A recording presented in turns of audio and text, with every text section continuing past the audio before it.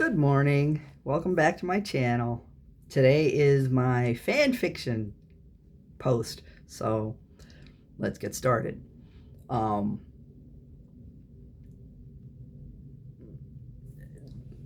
research, research. If you're going to write a believable, involved story or book, because let's face it, depending on which direction you take your fan fictions, you could probably turn them into a lucrative career. Stephenie Meyers did it. So did whoever that stupid woman was who wrote 50 Shades of Grey, the 50 Shades series. Um, uh, that was, I think, a combination of the Dream and Stephenie Meyers Twilight stories. That I'm not judging. I'm just not reading. Um, you can turn your story into a lucrative book. The key thing you need to make sure of is that, first of all, whatever fandom that you're writing for, you make enough changes to the story before you decide you want to publish it that it doesn't reflect in any way, shape, or form your inspiration. All right. Um, Stealing another person's intellectual property is a crime. You can be sued. You can lose everything over it if the courts find in favor of the author, and it's just not worth it. It really isn't worth it. But you change enough of the situations in the story that it doesn't actually reflect a whole lot of your inspiration. You change the names. By all means, change the friggin' names. Um, if your story if your book bears too much of a resemblance to the fan fiction genre that you've written in, you're toast. And these days, no reputable publishing house would touch it. They're not stupid. They understand.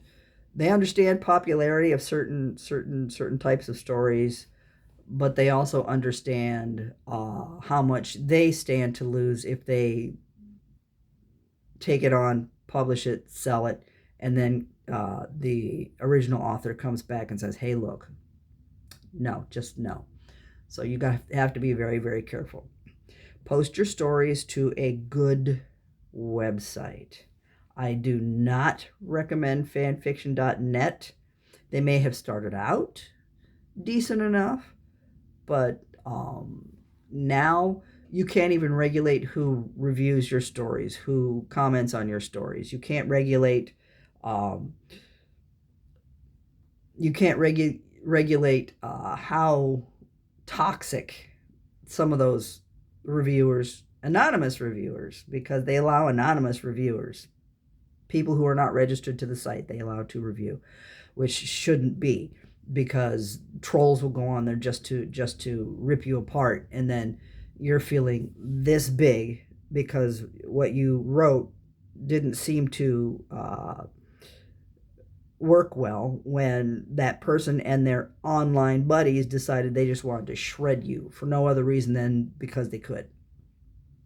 I recommend Archive of Our Own. I'm not getting paid for this because I'm not I'm a member, but I'm not part of their board or whatever it is they have, and they're all volunteers. The only thing they pay for is their legal counsel, who's there to protect you. That is one thing that most of these fan fiction websites do not have, is lawyers on staff who specifically deal with copyright infringement and fair use, because that's what it is. You're not making any money whatsoever off of what you're putting on the site. You're doing it because you love to do it and because it's fun. You're not making any sort of profit like some of these other websites where you can actually put your fan fictions up, and I guess you get paid a certain number of cents for every page or whatever is read or whatever, however many, I don't know, but you're getting paid off of someone else's work, which is highly illegal. That they haven't been caught yet, or that no one's reported them because they're making money. They will fade. They will go away. They will disappear because what they're doing is highly, highly illegal. In the U.S., I'm not sure what other countries do as far as fair use and intellectual property laws, but here in the U.S., it's illegal. So if those companies are based outside the U.S., if you want to go that route, but be prepared for an offended author to come after you personally, because you are making money off of their work. Fair warning. Like I said, AO3 has lawyers in-house that will protect. They will go to court to protect your right to play in fan fiction, because you're not making any money off of it. You're doing it for the love of the game. And as long as you're not making any money off of it, and you're not repeating the stories word for word, verbatim, in your fan fictions, anything goes. Now, research. Like I said, I'm a bit OCD when it comes to research. It's my Achilles heel, for lack of a better term. I can get sucked into it for days and days and days, hours upon hours upon hours, because something will hit my brain. I'm like, oh, I should look that up. And I start looking up, oh, yeah. Like I've said before, I have a very difficult time coming up with my own original names. And yes, I know there's a crap load of name generators out there for all different kinds of whatever. But I'm lazy as far as that goes. So what I decided to do was, my first list of names was all the DC Universe and all the Marvel Universe characters.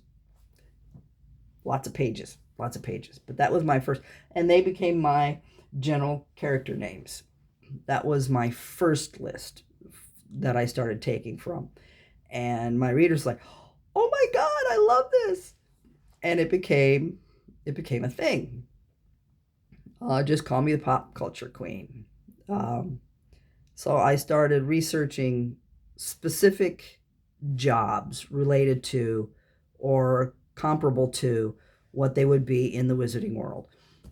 I'll show you one.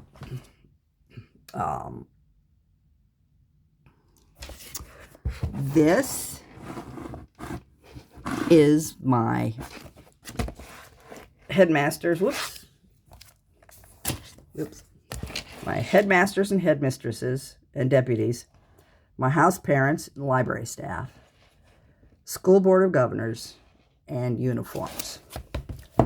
Now, as you can see, each one is tabbed with its own little divider, so it'd be really easy to find. We'll take a look at headmasters and headmistresses first. When I started doing this, the first one I decided to do was Richard Belding. I'm sure you all recognize that name. That is the principal of Zach Morris's high school I can't remember the name of the TV show, but there it is. Ed Rooney from Ferris Bueller's Day Off. So as you see, Robin Wood from Buffy. As you can see, each principal, each headmaster, if you will, is taken from TV shows, movies, and anime.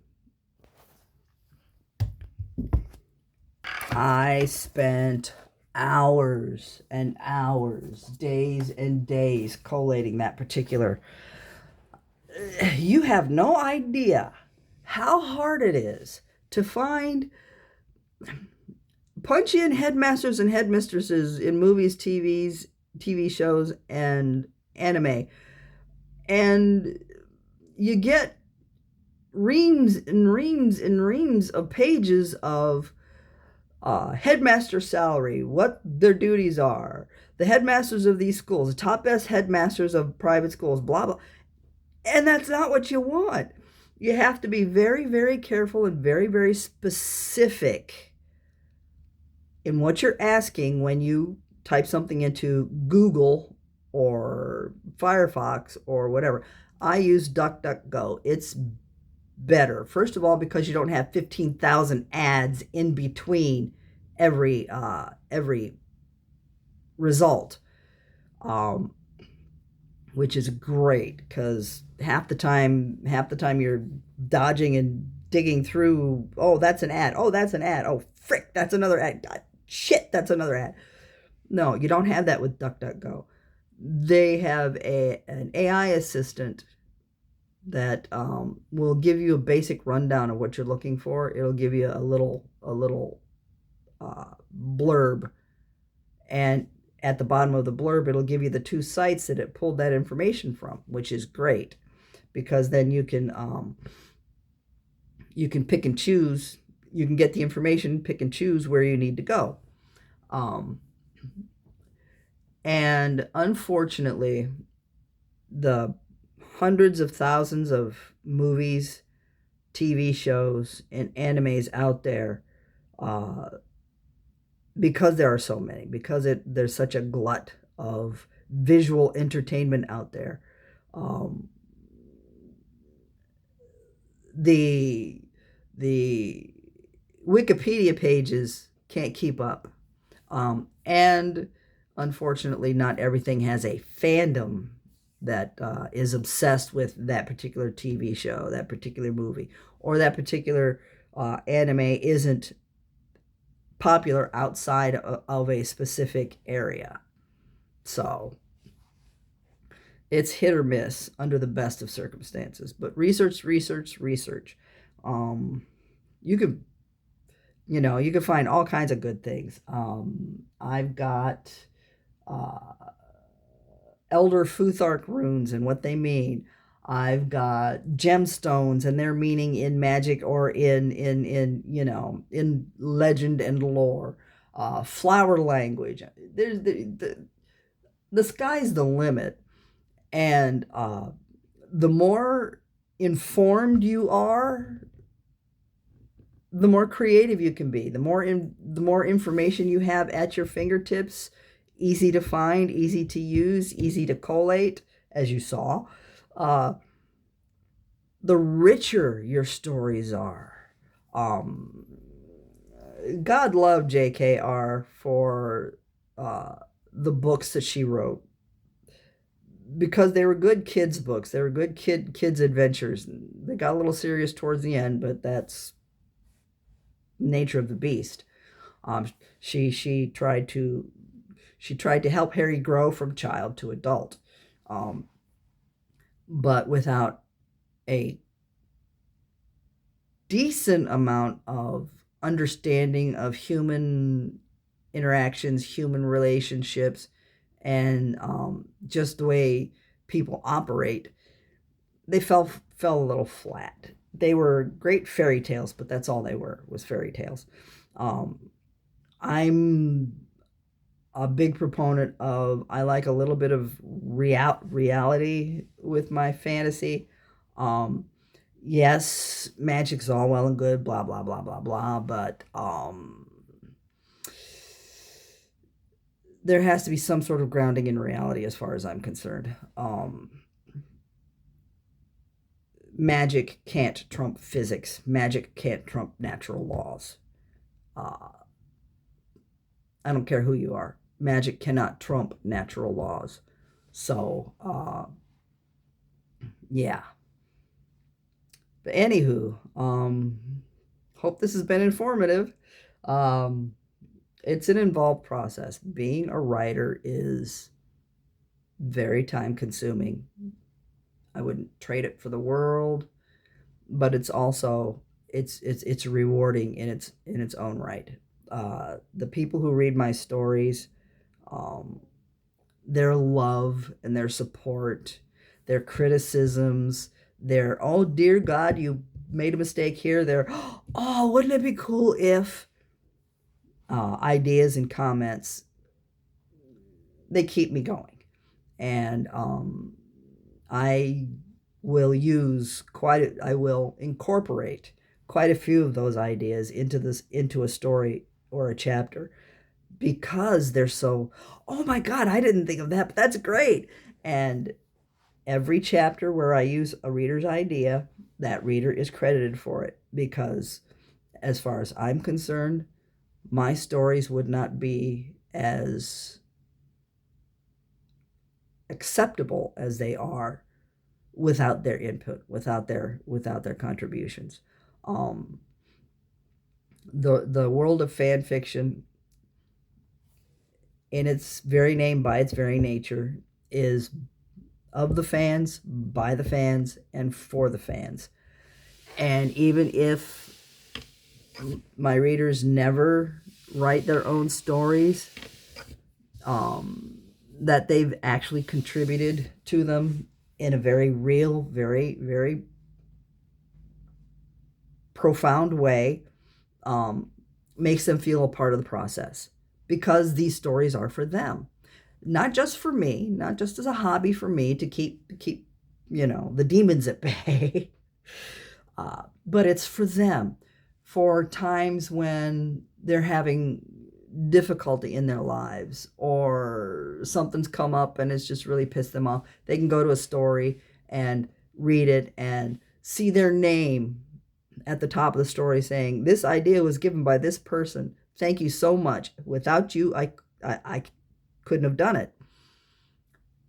And for that brief moment, and maybe a little while afterward, for that brief moment, they feel like they're seen. They feel like they're heard. They feel like they exist in a world where far too many people don't feel like they don't feel present enough.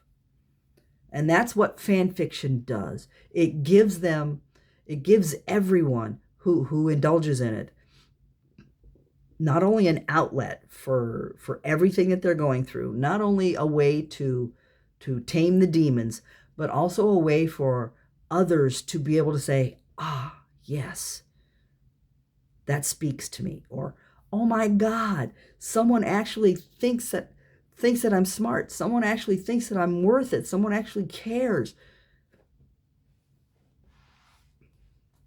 So yeah. Don't discount fan fiction. Don't discount fan fiction because there are a lot more of us out there who have lived through shit that need this. And it's there for us. Anywho, I shall see you again next week.